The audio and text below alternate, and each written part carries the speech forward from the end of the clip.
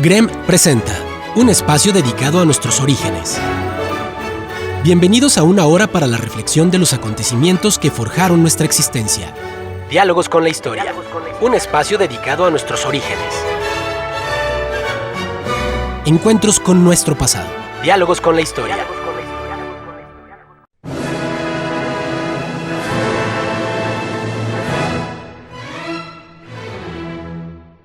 Muy buenos días, estimados amigos del Grupo Radio Estéreo Mairán.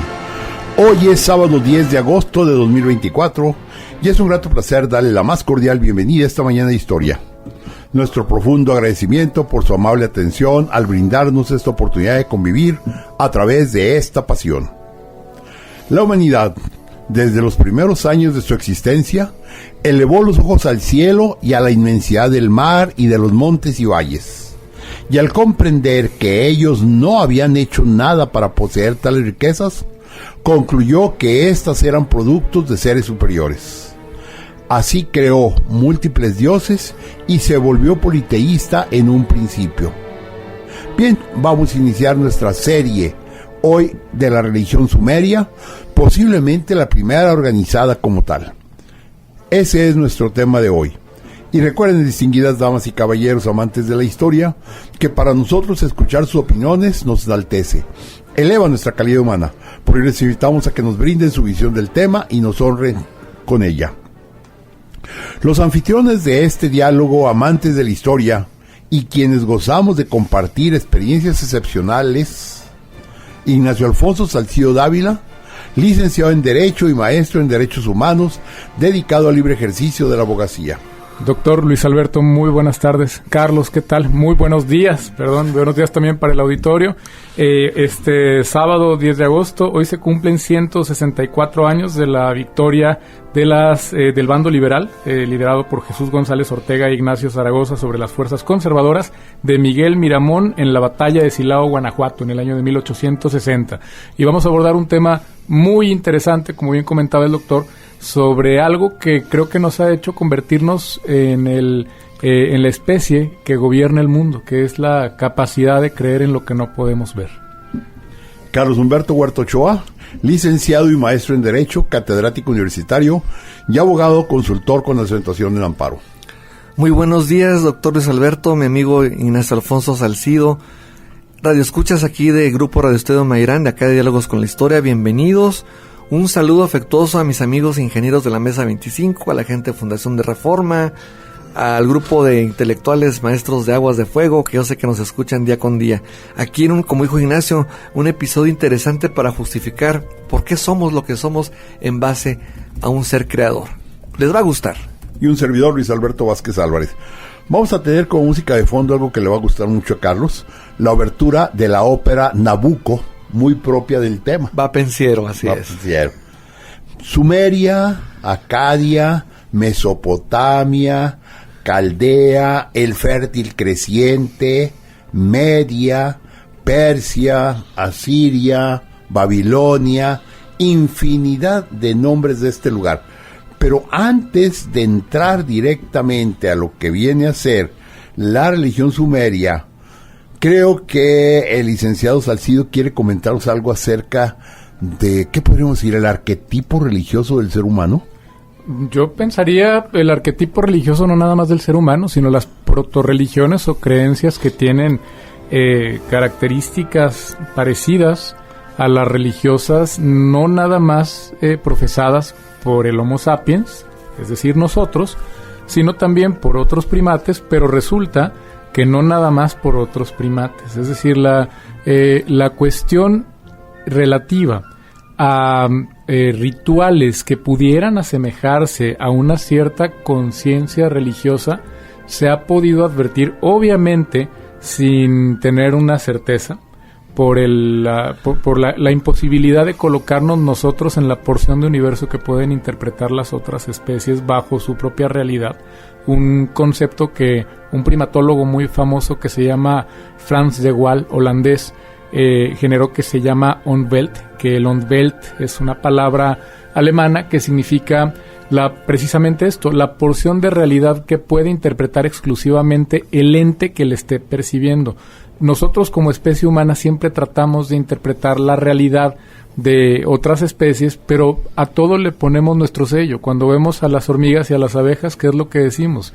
Que si son obreras, o que si son reinas, o que están en una escala de jerarquía parecida a cierto sistema de gobierno o lo que sea, cuando en realidad no, las abejas son abejas y ni son reinas, ni hay una monarquía, tampoco son obreras, no hay una fuerza productiva como la entendemos nosotros, y precisamente el Umweltes no somos capaces de comprender lo que las abejas o las hormigas ven en el universo. Es esa percepción. Por eso dice que es muy difícil saber si otras especies tienen o no, primero, conciencia, y segundo, una conciencia mística. Lo que sí es cierto es que se han observado, por ejemplo, un ejemplo claro, sabemos todos que los elefantes tienen una gran inteligencia. ¿Qué estamos haciendo hablando de elefantes en un programa de historia? Bueno, los elefantes, al igual que los seres humanos, tienen una gran inteligencia, una gran memoria y son animales gregarios. Como son animales gregarios, entonces desarrollan lazos afectivos. Se han documentado casos de elefantes que realizan cuestiones parecidas no nada más a rituales de sepultura, sino que regresan a los sitios en los cuales años atrás habían yacido los restos de un ser querido, de alguien de su familia, no distinto a como lo hacemos nosotros cuando vamos al cementerio a rendir respetos a una persona que ya falleció. Los estudiosos de la conducta de animales y de la conducta de primates, y por ende de nuestra conducta, porque a veces también como nos duele un poquito, se nos abolla la corona del reino animal cuando nos autodenominamos animales, pero no somos otra cosa sino primates que hablan, se han dado cuenta de que esta conciencia del misticismo pudiera aparecer o es un común denominador de la colaboración entre los miembros de las especies. Se han detectado, por ejemplo, rituales en los lobos, que también son animales gregarios por naturaleza, tienen sus rituales para la cacería, tienen sus rituales para lo que nosotros sería, volviendo al tema del Umwelt, lo denominaríamos un banquete, pero no es tal, es una mera alimentación. Una vez que cazan una presa grande derivado de una cacería en colaboración, tienen su ritual para el reparto de alimento conforme a una jerarquía. Los elefantes, como comentamos, sus rituales religiosos, sus lazos de apego. La conducta gregaria, según estos estudiosos, genera la empatía. Y de la empatía se deriva la moral. Toda la cuestión moral deriva de los sentimientos de empatía, que es la capacidad de los individuos de una cierta especie de sentir lo que no me fue hecho a mí, porque eso me vincula con el grupo. Y entonces, al desarrollarse el cerebro mediante esos mecanismos de identificarme no nada más con lo que soy yo, sino con lo que son otros, ya nos encontramos en la antesala de una religión, porque no es distinto identificarme con lo que siente Carlos que identificarme, para efectos objetivos, yo dotar de significado a un objeto, por ejemplo, y entonces identificarme con lo que representa ese objeto. Simplemente estoy canalizando una función cerebral, una función cognitiva que está diseñada biológicamente para generar lazos de cohesión en el grupo y la traslado a un objeto. Y resulta que el origen de las religiones, según lo que se tiene documentado, es precisamente el animismo. El animismo que es el hecho de dotar de atributos místicos, atributos de dioses a los objetos inanimados. Las primeras religiones empezaron adorando a la tierra como tal, al sol, a las estrellas, a los árboles, al trigo, al maíz. Ese es el animismo, pensar que los objetos inanimados tienen atributos no nada más de seres vivos, sino adicionales a los que les corresponden a los seres vivos, que son fuerzas sobrenaturales. Esto, y yo creo que aquí sirve un poco el razonamiento que se nos enseña a los abogados. A nosotros nos enseñan una ficción y nos dicen, para que tú puedas aplicar el derecho, el derecho nunca puede comprender todas las hipótesis. siempre va a tener normas de clausura. Las normas de clausura son las que nos dicen qué hacer cuando un caso no se puede resolver como está previsto expresamente en la ley.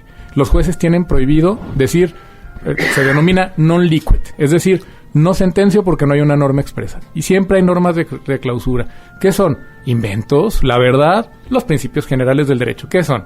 Los principios de la moral. ¿Qué son? Que si compórtate como un buen padre de familia. ¿Qué es eso?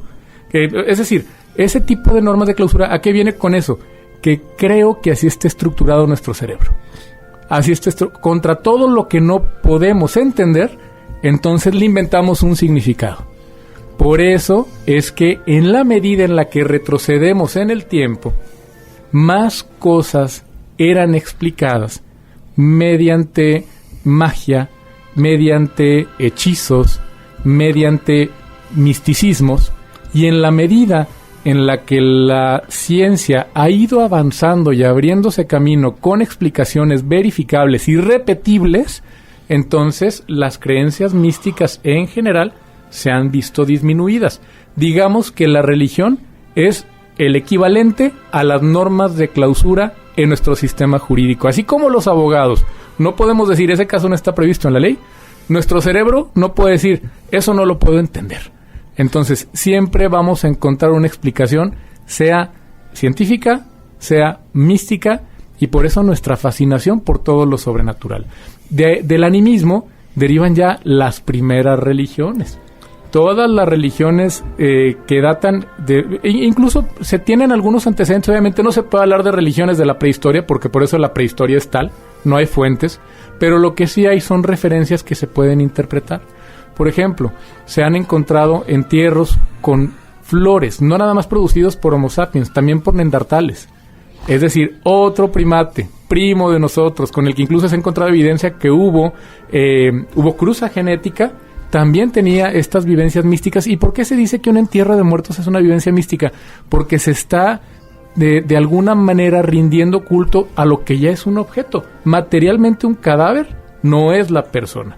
Materialmente un cadáver no es el sapiens, no es el primate, eso ya no es. Entonces, ¿qué es lo que se piensa? Que algo de la esencia que lo convertía en eso amerita ser despedido y rendírsele culto. Carlos, creo que nos quieres decir algo porque ya estoy hablando mucho de este lado. Pero está correcto, tú, Nacho, parece que tienes poderes extrasensoriales y hay que ponerle nombre a eso de la religión, metafísica. Ir más allá de lo físico, de lo palpable. Y parece que me estás leyendo la página 85 de uno de mis libros favoritos que me dejó la enseñanza del padre Farías, de Joseph Francis Doncel, Antropología Filosófica, y cita a otro jesuita que hace mucho tiempo no veo jesuitas así.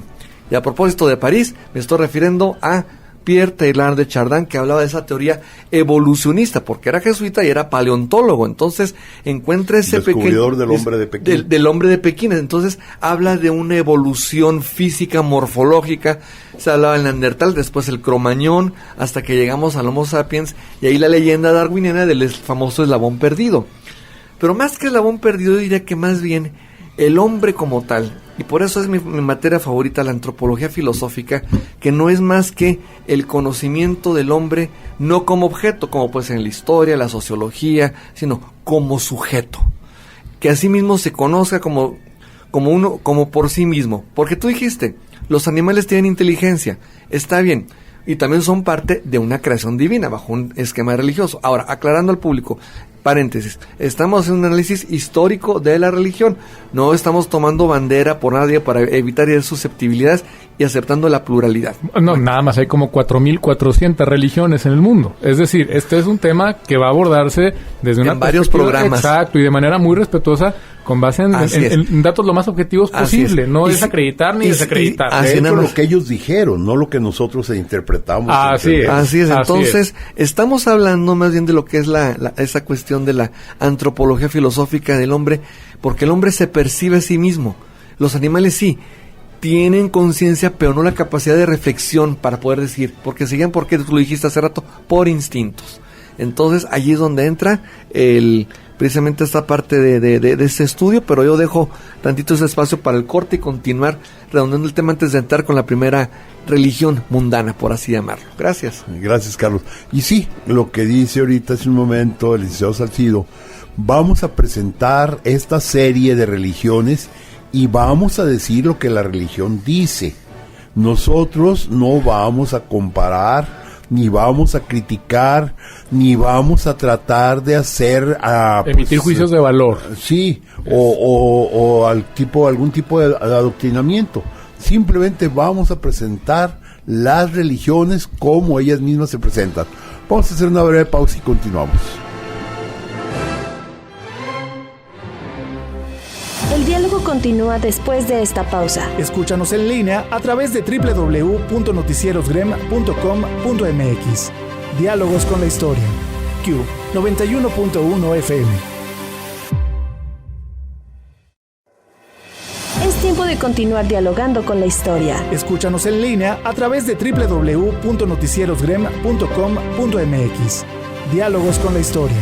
Q 91.1 FM. Regresamos a Diálogos con la Historia.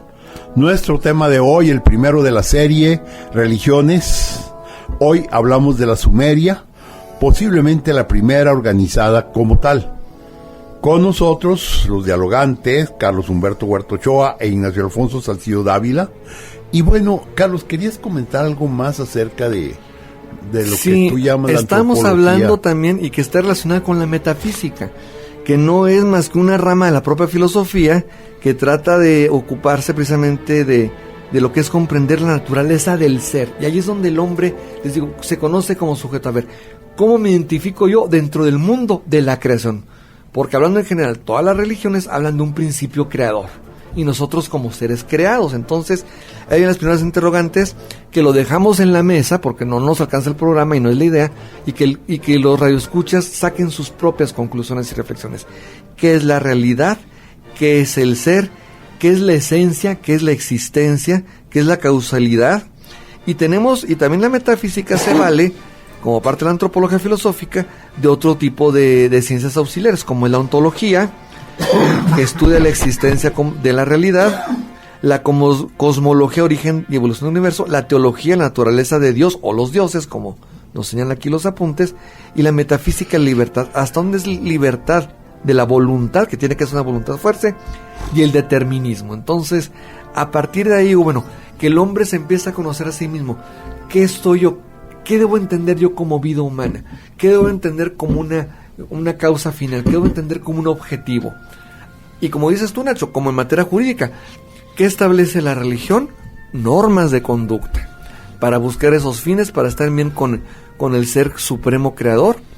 Se habla de consecuencias, se habla de castigos, se habla de pecados, porque todas las religiones establecen una dinámica más o menos así.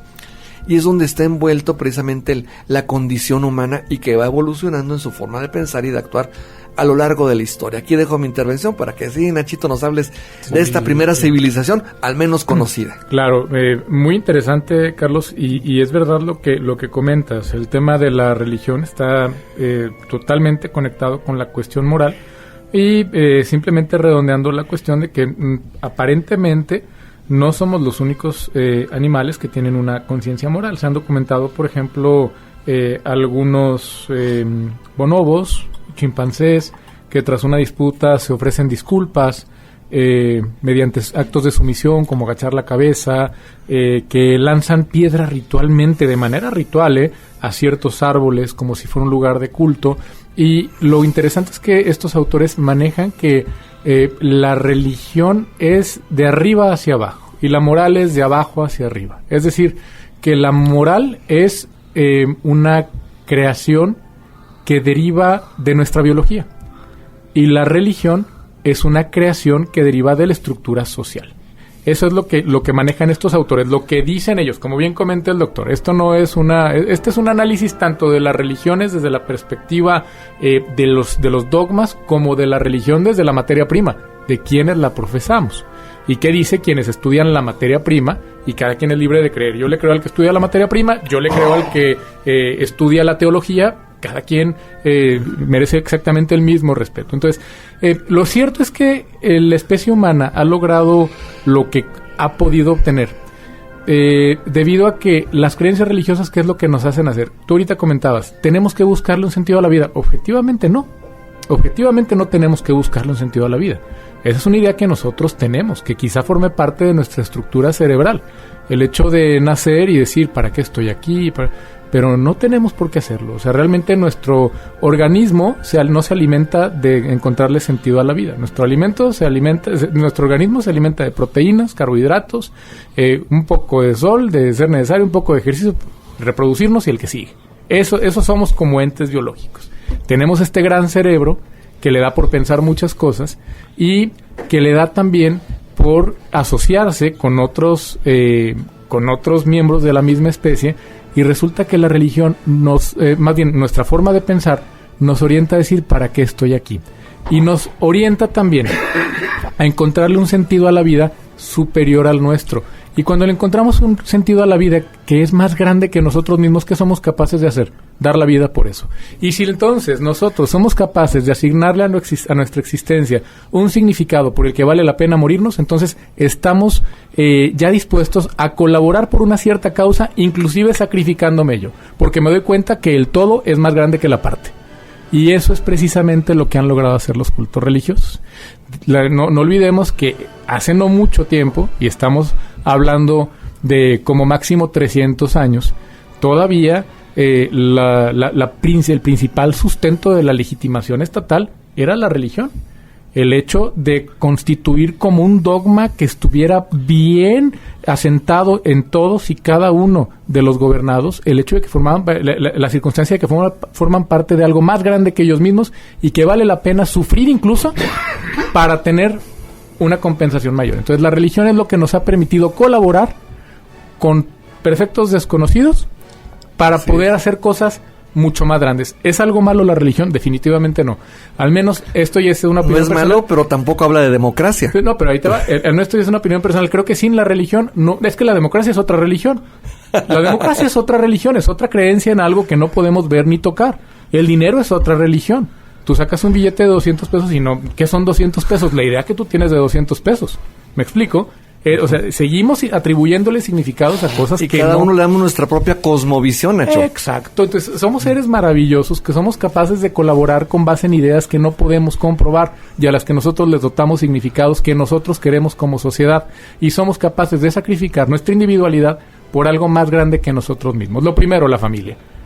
Y después, ¿qué sigue de la familia? Pues nuestra ciudad. Y después de nuestra ciudad, por nuestro país. Y después del país, pues por el mundo, ¿no? Y eso es lo que ha hecho que la especie humana gobierne el mundo. Todas las religiones iniciales, como habíamos comentado, empiezan por este animismo, por el hecho de dotar de atributos divinos a los elementos. Y un ejemplo de ello es la religión sumeria. Así empieza un texto básico para la comprensión de la religión sumeria, que es el poema Gilgamesh, Enkidu y el infierno, y dice: en el principio, antes de que el cielo y la tierra tuvieran siquiera un nombre, existían Amu, el agua, el océano infinito, la diosa que da vida. De su seno surgió la montaña cósmica, el cielo y la tierra fundidos en una amalgama que procrearon a An, dios del cielo, y a Enlil, dios del aire. Cada dios apartó para sí un elemento y de esta forma separaron el cielo de la tierra. El inicio de la creación entonces, según la religión sumeria, ¿qué era?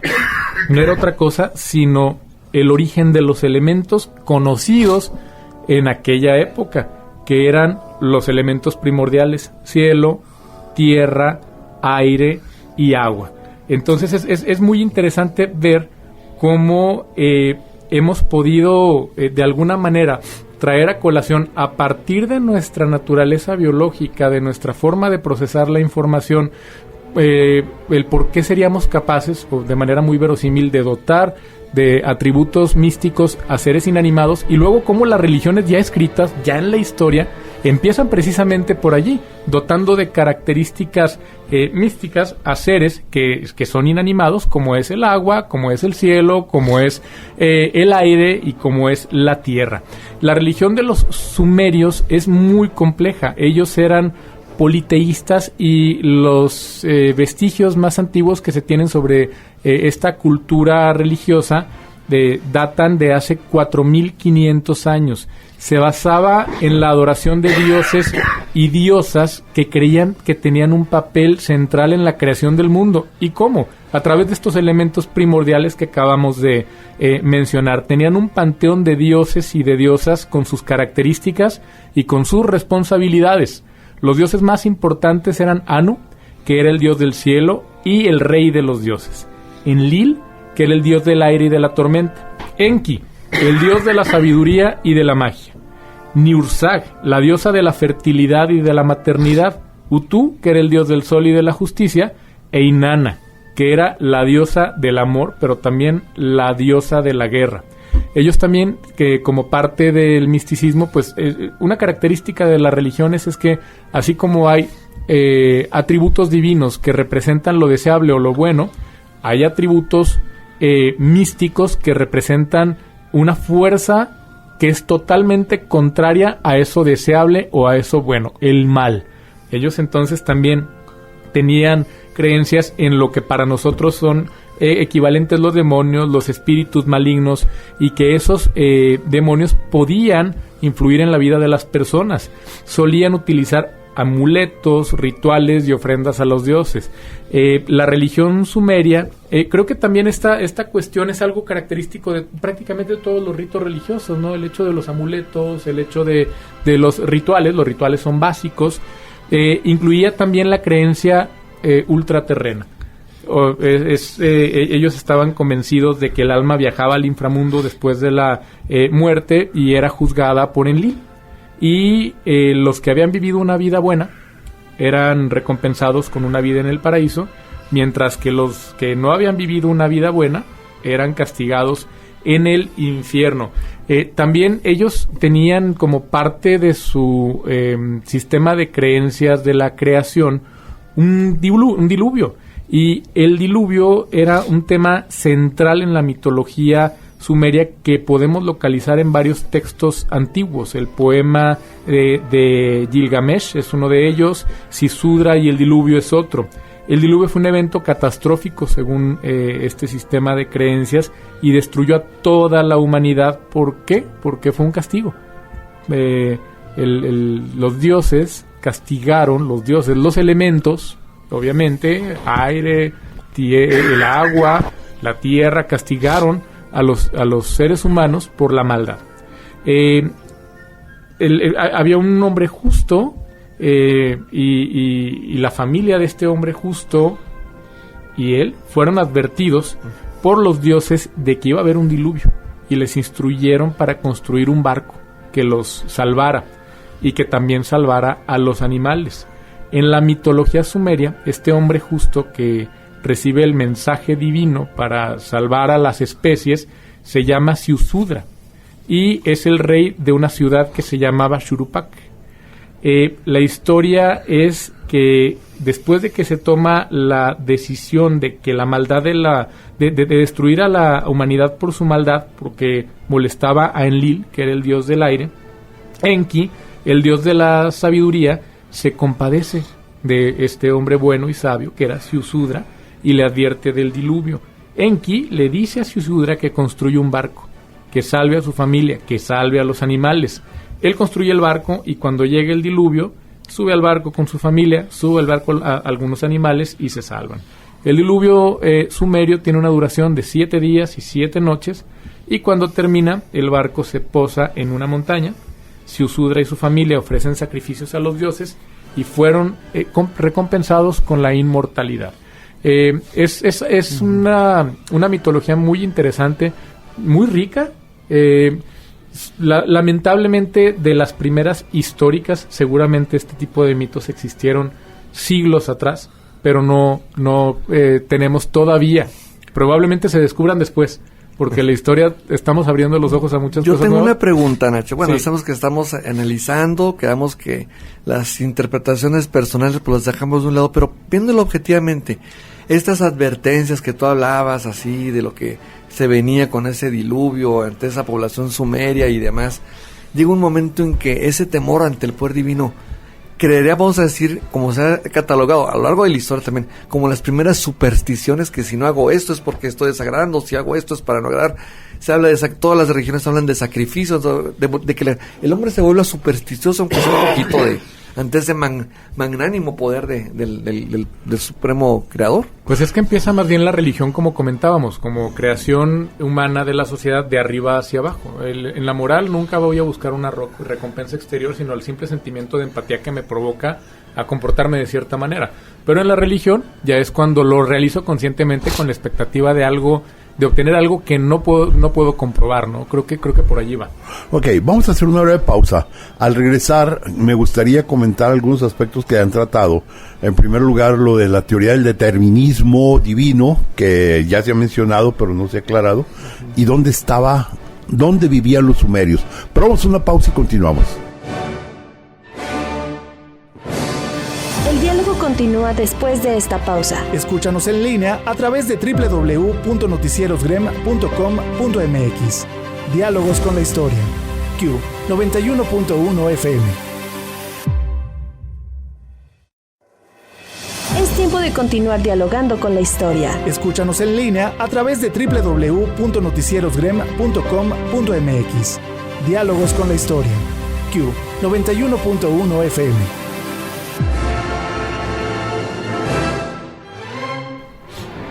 Regresamos a Diálogos con la Historia. Hoy iniciamos nuestra serie Religiones. Nuestro tema de hoy, Sumeria, posiblemente la primera religión organizada como tal. Están con nosotros, bueno, pues ya saben, ya los conocen ustedes, los dialogantes. Ignacio Alfonso Salcido Dávila, Carlos Humberto Huerta Ochoa. Y bueno, hay un tema que va a ser recurrente en prácticamente todas las religiones del mundo, que va a ser el determinismo divino. Hace rato, cuando hacíamos el análisis antropológico y el análisis filosófico del sentimiento religioso del ser humano, se mencionó varias veces. Pero en algunas religiones esto va a ser fundamental. Es decir, el creer que ya el destino de la humanidad está marcado, el destino de cada ser está determinado. Es lo que llamamos el determinismo religioso. Creer que los dioses ya de por sí tenían una visión para cada uno de nosotros. Yo ya nací para hacer esto y ya de aquí no me muevo. Perdón.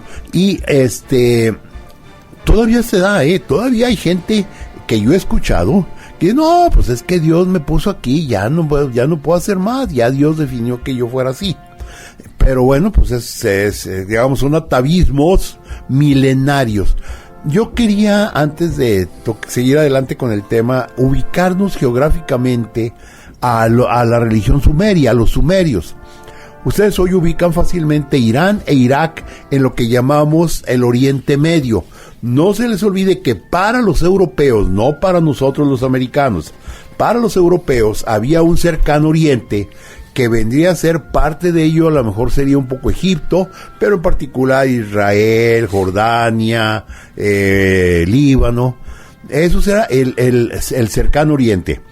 Luego seguía el Oriente Medio, que van a ser, donde estamos hablando, que serían Irak e Irán.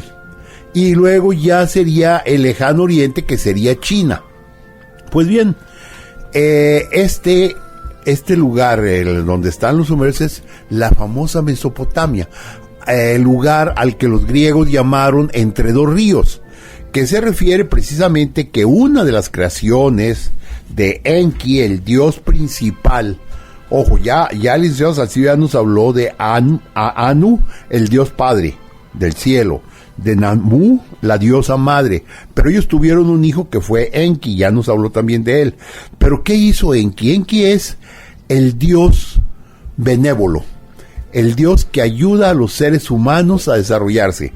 Él crea el Tigris y el Éufrates para dar surgimiento a lo que conocemos como el fértil creciente, es decir, la región donde crece todo, donde emana miel y y Pan. ¿Será, doctor, la región de la media luna? Era la región Por de la eso media ese simbolismo luna. en muchas banderas de muchos países de esas regiones, Al precisamente día de hoy. como un reconocimiento a esa, Sí. un resabio de esa religión, ¿por qué no Sí, decirlo? porque si tú ves la forma geográfica que generan los ríos Tigris y Éufrates, forman una media luna, que también se le reconoce como el fértil creciente, porque va generándose. Enki también es el maestro de la agricultura, les enseña a los seres humanos a producir de la tierra. No se nos olvide que los primeros seres humanos eran nómadas, recolectores de frutas, cazadores, pescadores, que iban de un lugar a otro, pero particularmente cuando recolectaban las frutas, las verduras, lo hacían en un lugar que ya por sí solo había generado estos productos, y cuando se los acababan se iban a buscar otro. ¿Qué pasó? Que un día descubrieron que si ellos cultivaban la tierra, si ellos dejaban estos productos pasados ciertos meses, iba a crecer, y así nace la agricultura, y así nace el sedentarismo, y así nacen las culturas, las civilizaciones, las ciudades, porque ya el ser humano no anda de un lugar a otro, ya se establece en cierto punto, y en ese lugar empieza a generar. Y ahí mismo empieza a pensar en el universo y empieza a pensar en el mundo. Enki también fue el creador de los principios éticos, ¿sí? Modeló a los seres humanos con arcilla y les infundió vida, dándoles inteligencia y razón, ¿sí? Y tradicionalmente hay un enfrentamiento, como nos decía el licenciado Salcido, con su hermano, que va a ser precisamente Enlil, y va a haber ahí una lucha seria. Pero estos serían los principales criterios. No sé si quieren ustedes seguir con los demás dioses o agregar algo a lo que mencioné. A mí me pareció muy interesante la apreciación de atavismo sobre el determinismo religioso. Es un atavismo que yo creo que como especie humana lo extrañamos. ¿Por qué? Porque si bien ahora somos más numéricamente que nunca en la historia y tenemos en teoría mayores libertades que nunca en la historia, lo cierto es que no quiero sonar como conformista, pero es que creo que es una realidad. Muchas veces la felicidad está en la resignación, en no querer lo que no se puede ser. Por ejemplo, cuando a alguien se le dé el pésame, que se le dice pronta resignación. ¿Por qué? Porque sería un despropósito decirle, no, échale ganas, va a resucitar. Échale ganas, lo ves mañana. Pero creo que eso enseñaban, las religiones en el pasado enseñaban la resignación. Y la resignación trae paz. Entonces, vamos a suponer, yo nací panadero. Y bajo la creencia religiosa y bajo el estándar social, yo me voy a quedar panadero toda la vida. No voy a aspirar a ser el máximo gobernante del mundo, ni el multimillonario, ni el dueño de la franquicia de panaderías. Entonces nadie me iba a decir eso y estaba bien. Al contrario, me decía, no, resígnate y sé feliz con lo que Dios te dio. ¿Por qué? Porque para eso naciste y eso está bien. La prohibición de romper el círculo, Nacho. Entonces, pero era una convicción propia, no. Digamos que te lo inculque. Y ahorita que la verdad es que ¿qué se nos enseña? Tú puedes hacer lo que tú quieras. Las redes sociales están llenas de eso. El contexto actual. Están llenas de todo lo contrario al determinismo. Si tú pones el suficiente esfuerzo, tú vas a poder gobernar el mundo. Tú te vas a poder volver multimillonario y tener... Y la verdad es que no es cierto.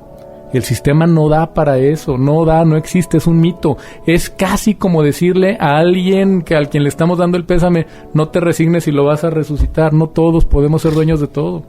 Entonces creo que una cierta dosis de determinismo religioso es lo que hace falta actualmente.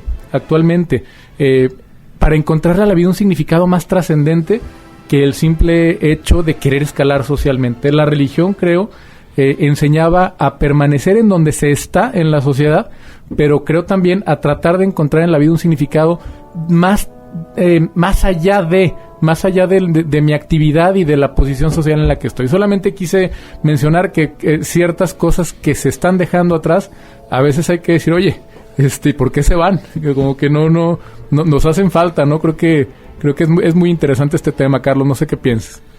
Pues yo quiero continuar con otros los dioses, precisamente con Ningirsu, dios de la agricultura. Es más, tenía varias carteras, por así decirlo: agricultura, guerra y la ciudad de Lagash. Era el patrón de la ciudad, así como, bueno, no trata de hacer comparaciones de que hay figuras patronales de ciertas sociedades, comunidades de la historia. Entonces, ya desde entonces se decía, él está destinado a proteger precisamente a esta ciudad. Entonces, sus dotes, pues la agricultura, que es símbolo de prosperidad, de alimentación, como parte de esa creación, y la guerra, pues considerado como una forma de proteger precisamente a esa ciudad. Entonces, un dios justo, protector, su papel, la construcción del templo de Eninun en Lagash, donde ya era venerado, y también se le atribuyen otras cosas, la creación de sistema de irrigación para la agricultura en la región. Bueno, me imagino sobre todo en aquellos lares donde también las sequías son bastante concurrentes, y estamos remontándonos a 4.000 o 5.000 años antes de la era actual. Pues seguramente haber tenido un gran impacto, determinista o no, pero finalmente impacto con esta figura para esa civilización perdida. Ahora bien, ¿por qué sabemos tanto de ellos? Porque precisamente en Sumeria, la primera civilización conocida formalmente, se creó la escritura. Y la primera escritura fue la famosa escritura cuneiforme. Consistía en elaborar unas tablillas de barro recién formadas, blanditas, y luego con una cuña de madera en forma de triángulo, la forma de la madera, se iba escribiendo sobre ellas. Hoy en día en los museos del mundo debe haber varios cientos de miles de tablillas. No estoy exagerando, se han encontrado porque se guardaban, se acomodaban. Muchas tablillas eran de carácter comercial, es decir, una persona, un mercader que vendía ciertos productos, guardaba los datos acerca de quién era qué, quién le debía tales cosas. Pero también los sacerdotes escribían en esas tablillas, las cuales una vez que ya estaban grabadas, se ponían al sol a secar. Eran grafómanos. Sí, y entonces esas se guardaban. Eso es lo más típico. La otra forma de conocer es, por ejemplo, el grabado en las columnas, en los dinteles de los templos. El templo más hermoso de Sumeria es el templo de la puerta de Inanna, de hecho de un tipo de piedra azul preciosa, el cual es famoso porque porque en él está escrita toda la historia de la diosa Inanna, que al mismo tiempo era la diosa del amor, la diosa de madre, la diosa de la sabiduría. Claro, y también ellos tenían, así como nosotros tenemos a Temis todavía, en pleno siglo XXI, no creo que haya abogado que no tenga Temis en su oficina, ¿no? Ellos tenían a Utu, o también Shamash, era el dios de la justicia, y era adorado en Sipar y en Larsa. Los acadios, los babilonios, consideraban también a Shamash hijo de Anu, en otras ocasiones como hijo de Enlil. Durante el periodo sumerio era considerado hijo de Nanar y de Ningal, hermano de Inanna, y era también hermano de Iskur. Después, en el periodo acadio, era junto con Sin y con Ishtar miembro de la triada de dioses con relaciones celestes. El santuario principal estaba en Sipar y recibía el nombre de Babar, que fue construido, todos conocemos a este gran gobernante precisamente por una cuestión que tiene que ver con la historia de los regímenes jurídicos. Este altar fue construido por Hammurabi. Entonces, muy importante, así como ahorita nosotros creo que no nos damos cuenta que detrás de yo siempre lo digo, de la carrera de Derecho, los abogados realmente nos dedicamos a una cuestión religiosa. La justicia nos consagramos a un valor. ¿Por qué? Pues porque simplemente es algo que no podemos ver, no podemos tocar. Es una creencia. Es una creencia. Tú lo dijiste otra vez, es una aspiración, es una utopía. De querer darle a cada quien lo que le corresponde. Ese es el derecho. Nada más. ¿Y en qué consiste? Pues en una idea de lo que es, pero nunca se puede de manera objetiva determinar. Por eso es que también cuando dicen, es que fíjate que te van a reemplazar las computadoras y los sistemas de inteligencia artificial, una especie humana nunca va a encontrar legitimado para tomar decisiones sobre su forma de vida en la cuestión de justicia a una computadora. Jamás. ¿Por qué? Pues porque simplemente es como en Estados Unidos. Los países que imparten justicia por jurados. A ellos no les interesa el hecho de que esas personas que van a decidir si son culpables o inocentes nunca fueron a la universidad a estudiar derecho. A ellos les importa sentir que la decisión es legítima porque la dieron sus pares, sus iguales. Eso es lo que legitima los fallos. Entonces, esa es la naturaleza humana. Al final de cuentas son valores culturales, Nacho. Entonces, pero aquí lo más increíble es que desde hace 4,000 y pico de años en esta civilización ya había una visión y percepción del valor de la justicia. Claro, así es. Del valor de la justicia y de la justicia como una deidad no diferente a como la tenemos nosotros. Entonces, en el año 1767 a.C., Hammurabi construye la gran muralla de Sippar, que insistimos, Sippar o Shamash o Utu es exactamente la misma deidad. Los sumerios pues tenían entonces un panteón muy amplio, ya empezaban a individualizar a los dioses atribuyéndoles a cada uno un valor, consagrándole a cada uno un cierto ámbito de la moral, es decir, hacia dónde es lo deseable, pero obviamente lo deseable tiene muchos colores, y entonces, dependiendo de lo que se quisiera, pues se le asignaba la calidad de máximo exponente de un valor a uno de los dioses. Entonces eso explica por qué tenían dos dioses principales, que era Enki, el bondadoso, el creador, el benevolente, y Enlil, que era el dios malo, el perverso. Uno buscaba construir y el otro buscaba destruir. Pues se nos acabó el tiempo antes de despedir. No sé si quieres agregar algo, Carlos. No, pues nada más que no se pierdan acá la saga que viene. Siguen ahora la religión de los egipcios, que también es muy vasta y muy interesante. Gracias. Muchas gracias al auditorio por escucharnos. Gracias, doctor. Gracias, Carlos. Y gracias. Que tengan un excelente sábado. Y bueno, pues muchas gracias a mi compañera Claudia Martínez Martel, la coordinación general, a mi compañera Janet Gallardo en la dirección de grabación, y a ustedes, amigas, amigos, nos esperamos el próximo sábado 17 de agosto, como dijo Carlos hace un momento. Vamos con la mitología, con la religión, como le quieran llamar, egipcia. Muchas gracias, muy buenos días, muy feliz fin de semana.